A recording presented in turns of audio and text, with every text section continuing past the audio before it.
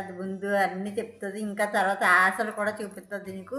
మా నాన్నగారి చేత అది చేయిస్తాను, నీకు డబ్బు ఇస్తాను, తిప్పిస్తాను అన్నీ చెప్తుంది.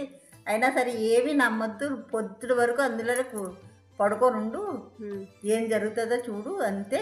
ఈ విభూతి పట్ల మాత్రం నువ్వు పడుకునే ముందు పెట్లో ఈ విభూతి జల్లేసి అప్పుడు పడుకో అంటాడు. అంటే సరే అని చెప్పేసి వెళ్తాడు. భయపడుతూ ఏం పర్లేదంటారా, పర్లేదంటారని ఏం పర్లేదంటాడు. అప్పుడు వెళ్ళి పెట్టాను కదా దాక్కుంటాడు. రాత్రి 12 అవుతుంది. రాజకుమారి బయటకు వచ్చింది. వచ్చి చుట్టూ వెతుకుతుంది మండపం అంతా. లేదు, మండపం చుట్టూ వెతుకుతుంది, కనబడలేదు.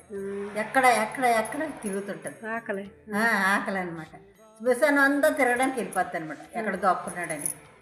అప్పుడు ఈడు వచ్చి విభూతి జల్లిసి దాంట్లో పడుకుపోతుంది. పడుకుని రాజకుమారి శ్మశానం అంతా తిరిగి ఎక్కడ ఎక్కడ ఆకలి ఆకలి ఆకలి అని తిరుక్కొని